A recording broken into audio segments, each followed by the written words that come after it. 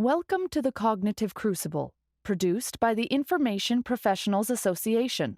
Our website is information-professionals.org, where you can find links and information about today's conversation and get access to members-only content.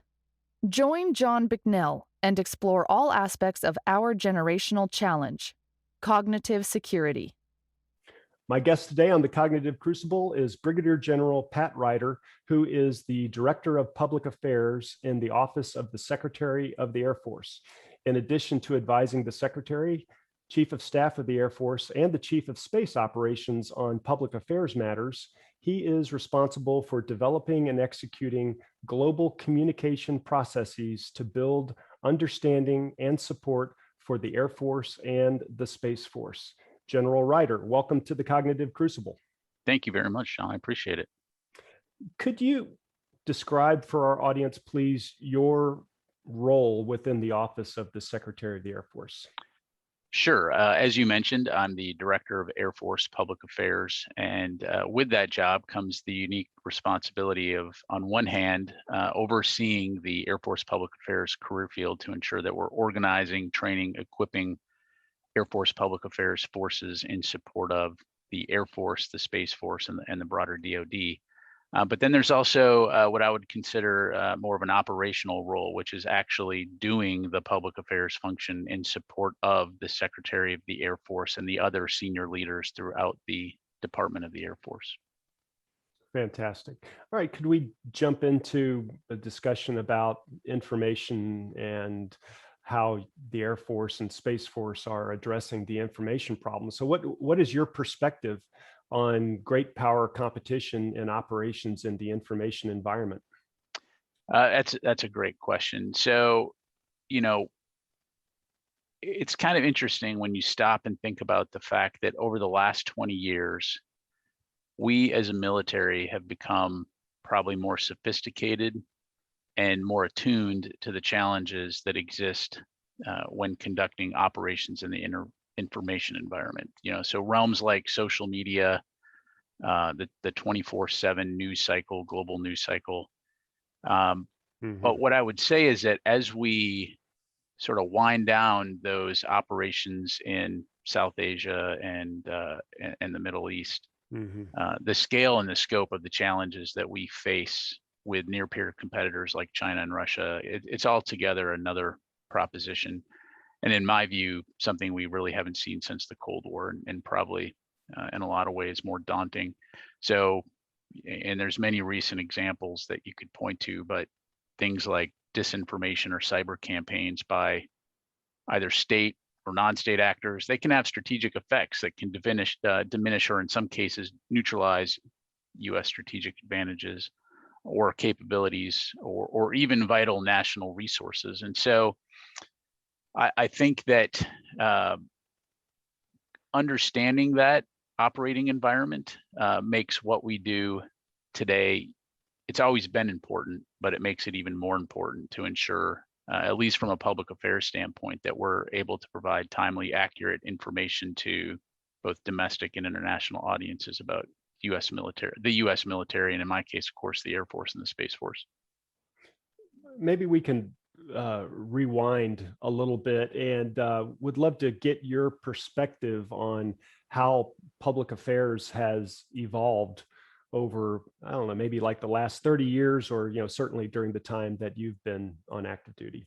Yeah, no, that's another great question. So I think it's changed in a lot of ways, just in terms of how public affairs views itself vis-a-vis information operations. When I was a second lieutenant, I remember applying to attend an information warfare applications course and was promptly told, you can't go to that. You're a PAO, you're not allowed to go to that. And there's a very bright red line between public affairs and, the assumption was that IO was PSYOP. And there's very good reasons why that bright red line exists. But I think as we started to encounter things like the 24/7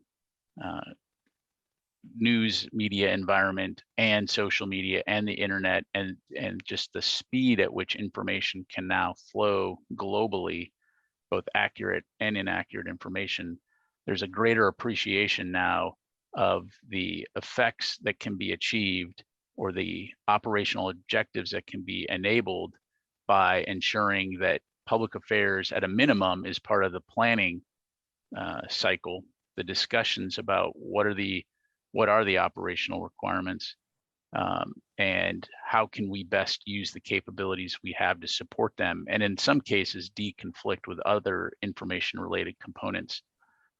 That has now enabled us to have a more sophisticated understanding of, yes, you can be at that table, you can be a part of that team. Again, at the end of the day, my effectiveness as a public affairs officer is all based on my credibility, which means that if I'm not accurate, if I'm not putting out accurate, truthful information, then I lose my credibility. I lose the trust of the people that are receiving the information I'm providing, and therefore I can't be effective. So that is absolutely sacrosanct for us. You know, the DoD principles of information are sort of our North Star, but that's not to say that timely, accurate, truthful information does not play a key role in operations in the information environment when it comes to inoculating forces or ensuring that, again, audiences that you're communicating with have the facts when it comes to the U.S. military. Right. You know, back in the early 90s during the Gulf War, coined the phrase the CNN effect of you know, news and information influencing or interleaving with combat operations, and now we've got, I don't know, something different than the CNN, or you know, something like the CNN effect, except on steroids with social media and other AI-enabled technology. Yeah, no, that's absolutely true. And you know, if you think back to World War II, I know it's probably an overused quote now, but when Winston Churchill quipped that a lie gets halfway around the world before the truth has a chance to get its pants on, the fact is nowadays with social media and the speed that information flows via the internet, you know, it's probably like you know, more like 9 to 10 times around the world or even faster, with the potential exposure to billions of people using social media before the truth has even realized that, you know, the lies left the building. And so it puts, again, an onus on us as public affairs professionals to continue to try to be able to understand the information environment that we're working in, and to do our part to try to ensure that, again, we're providing that timely, accurate information so that stakeholders can understand what their military is doing, and also make informed decisions, or have an informed understanding at least.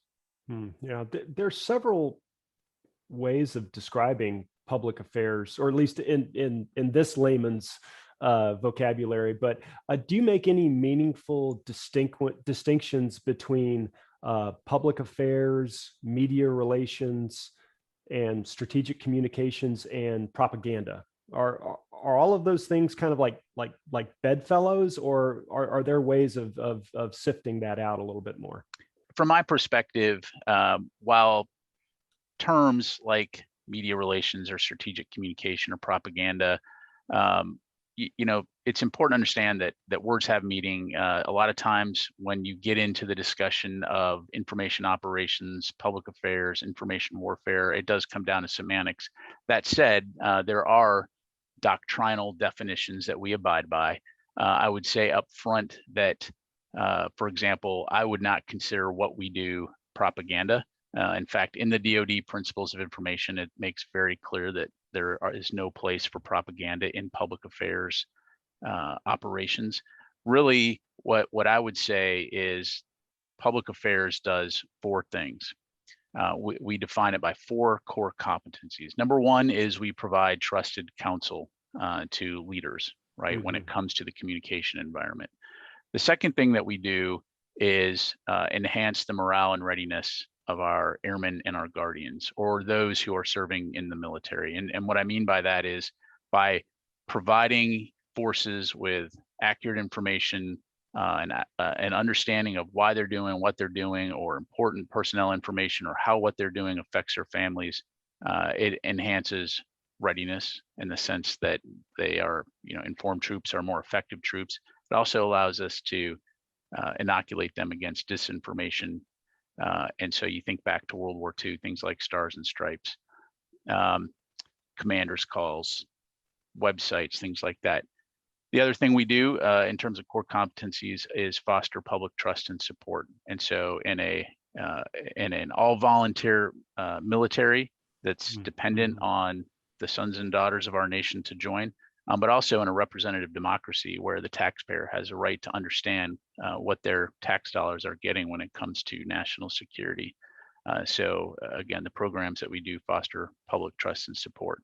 And then the fourth thing, which is oftentimes what folks think about when it comes to information operations, is leveraging global influence and deterrence. And so that's using the capabilities that we have to, through words, images, and music, to be able to communicate, to both reassure partners and allies, but also at the same time deter our adversaries. And so if you think about things like air policing in Europe, projecting those images so that our adversaries or competitors can see that we're serious when we say we've got the backs of our allies and partners, and that there's a consequence for any type of malign action. So really, from my perspective, those are the four core competencies that we as public affairs professionals provide: trusted advice to leaders, enhancing morale and readiness,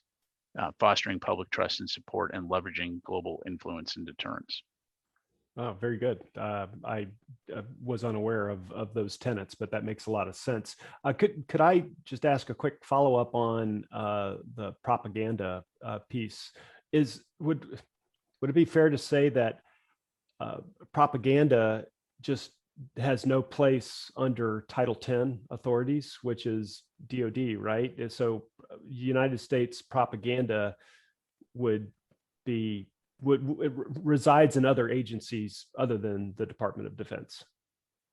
Well, and again, this is where, if you want to get into the semantics of what is propaganda, by definition, but I think in the context that you're describing, right? Like we often think about, Soviet propaganda or propaganda during World War II. No, I'm going to use timely, accurate information to engage with audiences, the American public, international audiences, about what the U.S. Air Force and the Space Force are doing. We're not going to try to mislead. We're not going to hide embarrassing information. So that from a public affairs aspect, that's our perspective.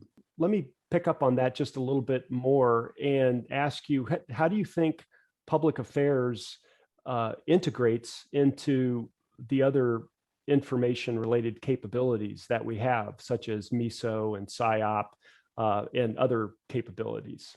So it's kind of a two-way street, right? On one hand, it's educating commanders, educating the force, educating other IRC capabilities about what it is that public affairs does bring. What is IRC, Pat? Information related capability. Oh, okay. So when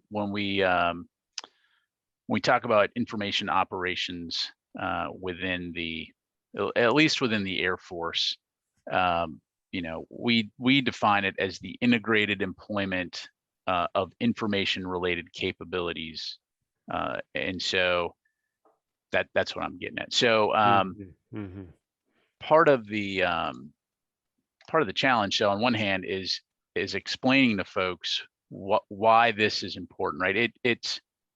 And I'll come back to this in a second. Sure. The other side of it is explaining to our PAOs that, and helping them understand that what they do is important, but also how it relates to the other information related capabilities, what the rules of the lanes in the road are, and how we can best work together to achieve effects. And so, I mean, I've lived all aspects of this, for the last 30 years, from the most tactical level up to, the joint staff. And so I think that what's unfortunate, and the, be careful what you ask for, right? If you want a public affairs entity that is not beholden to the truth, that is not kind of focused on those core competencies that I highlighted, well, then you're not public affairs, right? Now you're essentially MISO or PSYOP. And so the things that may slow us down a lot of times is that accuracy piece, right? And I highlighted, the challenges associated sometimes with social media, and that disinformation can move so quickly. But there's a balance between pulling the trigger real quick and getting out there and saying something, and then it turns out it's inaccurate, or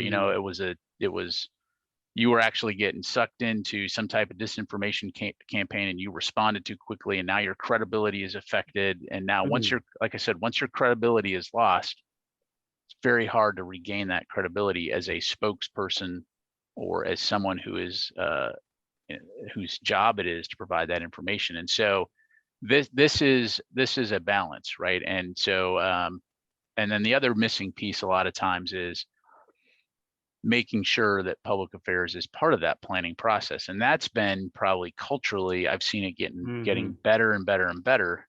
But I've been in units before where PA isn't even invited to the meeting because it's just PA. And then afterwards, when you're in the crisis, now all of a sudden, it's like break glass. We need you to come help us get out of this PR crisis. So I think our thinking has evolved quite a bit.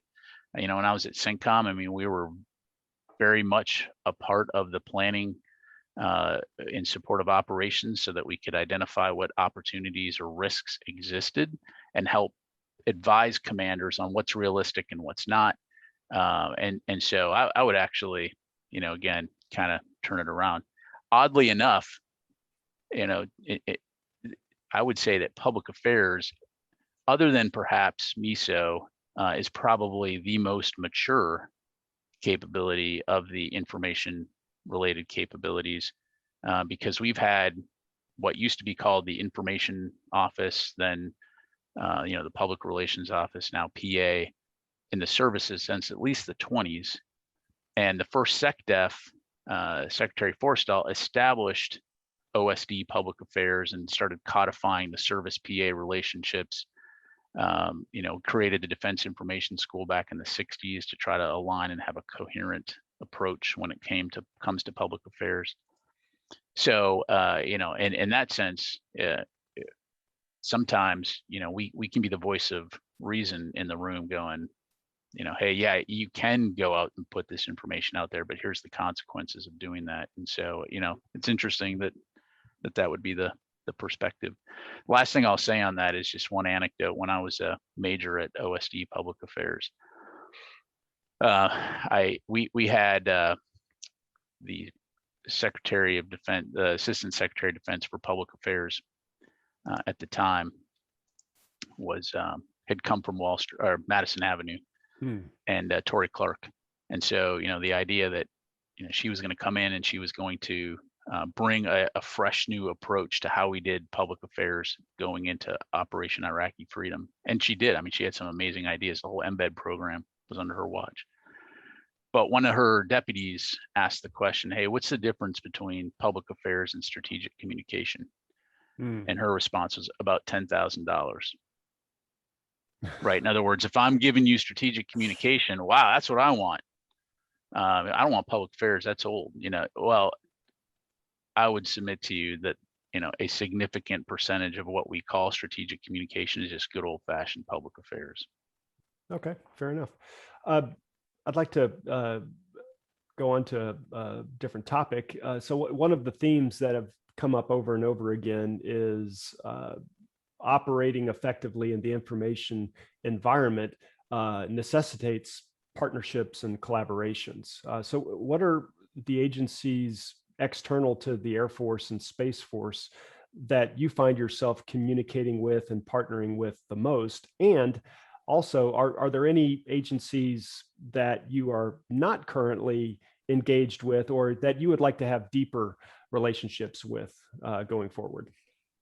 Yeah, no. So in my experience as a public affairs officer, a lot of times the agencies or the various entities that you're going to engage with depends on your organization, the mission, and so, for example, the organizations or the agencies that I engaged with as the public affairs director for a U.S. Central Command are different than the ones I'm engaging here in the Department of the Air Force, although there are some similarities. So, for example, on any given day, we're communicating very closely with DoD Public Affairs or Joint Staff Public Affairs.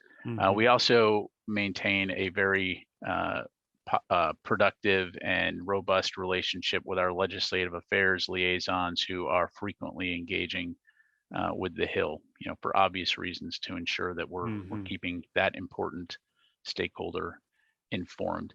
And then as a worldwide network, we have major command public affairs offices that are literally around the globe. And so in those instances, we will have my teammates engaging with various foreign consulates and embassies or the State Department. And so again, part of it depends on where you're located, the mission that you have, and who you need to communicate with to ensure that information is being projected accurately, in a timely manner, and also so that in many cases, when you're looking at whole of government operations, ensuring that your partner agencies or allies have the opportunity to know in advance what you're about to say publicly. Yeah, right. Do you perceive any trends that are happening either in the commercial space, or are you aware of anything that our partners and allies are doing, any innovative approaches to public affairs that are intriguing to you, or that might be worthy of DoD checking out and adopting? Yeah, I would say in general, for the most part, within the DoD public affairs community, we do a pretty good job of trying to stay attuned to what's happening in the commercial sector. Of course, as a government agency, we do have certain limitations.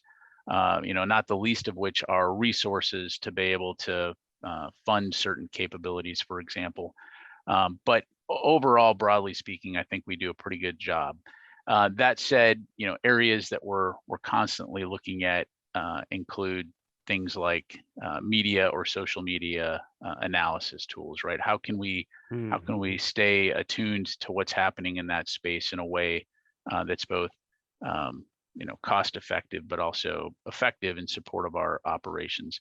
And again, a lot of that depends on where you happen to be located, the operation you happen to be supporting, and so that can vary. So, for example, during my time in Iraq, deployed to Iraq, we had, working very closely with at the time, the Coalitional Provisional Authority and State Department. We had access to some capabilities at the time that you wouldn't normally otherwise have access to stateside, right? Just because of the contingency and the funds that are available. But that said, we're constantly trying to keep aware, update our game, and make sure that we're conducting public affairs in the most modern and effective way possible. Right. So I'm sure that you engage frequently with young service members who are just coming on board. What are the kinds of things that you emphasize with these young, as you said, volunteers, young men and women, when it comes to what they can expect during their tenure, and how they can be part of the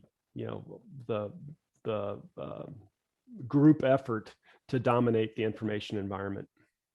Yeah, so for our young public affairs professionals who are coming on board, I often try to help them understand the value proposition of what public affairs brings to the fight, namely the four core competencies that I alluded to earlier in terms of providing trusted counsel and advice to senior leaders, or enhancing airmen and guardian morale and readiness, or whether it's fostering public trust and support, or leveraging global influence and deterrence. And I try to help them understand that it's within each of those core competencies and the capabilities and the skill sets that we provide that we really are able to contribute in a very positive way, not only to military operations and supporting operational objectives, but also to the public that we serve by being that conduit between the U.S. military and the American public. And then the last thing is that, especially at a junior age, your number one job is to become an expert in your profession, in your skill set, and really learn all the insides and outs, so that eventually, as you rise in rank, whether it's as a civilian, an NCO, or an officer, that you can become that expert at strategic communication and understanding how all the different pieces and parts fit in order to support operational objectives. Yeah, for sure. This is not a political podcast, but this is a question that is a little bit outside of DoD. I don't think it's any secret that there's been some major shifts in public trust when it comes to media outside of DoD. How do you think we, the collective we, America, regain the trust of media? Do you have any thoughts around that? Well, I'm not going to take on the quote unquote media establishment, other than to say that what I think a lot of people need to appreciate and understand is just how lucky we are to have a professional Pentagon press corps. I first came to the Pentagon in 1999. That was my first assignment here, and have had multiple assignments in the Pentagon since then. And that was my first real exposure to the reporters who work in the Pentagon press corps. And interestingly, the skill and expertise that the vast majority of them provide when it comes to defense reporting is something, in some ways, unfortunately, of a bygone era, right? Where because of the nature of the news business today, where there are not a lot of city newspapers or local or regional newspapers that can afford to have a dedicated defense reporter, you just don't have the depth. And so here in the Pentagon, we actually have 30 to 40 reporters who do nothing every day except come to the building and learn and understand these issues to a deep level, which enables them to provide very good and sometimes hard reporting about the DoD. But I think we as Americans are well served by that. Now, again, that's not to say you're not going to have media reporting sometimes that's not accurate or problematic. But in the vast majority of cases, when you approach those outlets or those reporters, they're willing to work with you. And conversely, certainly within the public affairs community, we make mistakes sometimes too. And having that relationship with those reporters and being able to have those discussions to try to work together to ultimately serve the American public and make sure that they're getting factual, timely information, I think that's a very positive thing for us. And so again, I know we tend to focus on the negatives of media coverage, and certainly, I'm not so naive to think that it isn't a bit polarizing right now in terms of when you turn on your television or go onto social media. But it does make me optimistic that we have this core of reporters within the DoD. Again, independent reporters, they just happen to work here in the building. But this cadre of independent reporters who are able to do really good journalism on defense issues. Pat, could you take a moment and recommend to our audience a book or two that that you appreciate that either aligns with what we've been discussing or might be something else that our audience is unfamiliar with? Sure. So I would recommend two books really.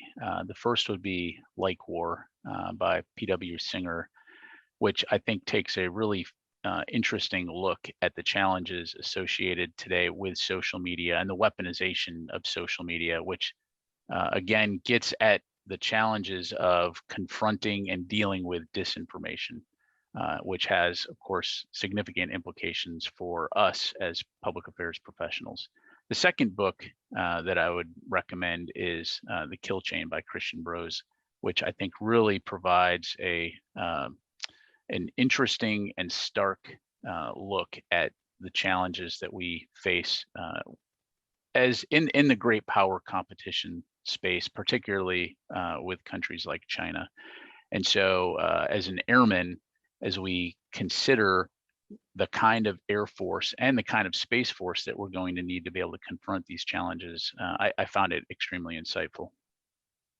All right, fantastic. Well, we will have links to those resources in the show notes. And with that, General Pat Ryder, thank you so much for being on the Cognitive Crucible.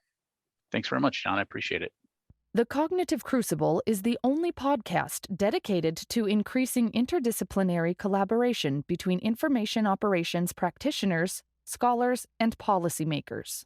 To find out more about the Information Professionals Association, visit us at information-professionals.org. Please support our podcast by giving us a 5-star rating and leaving a review.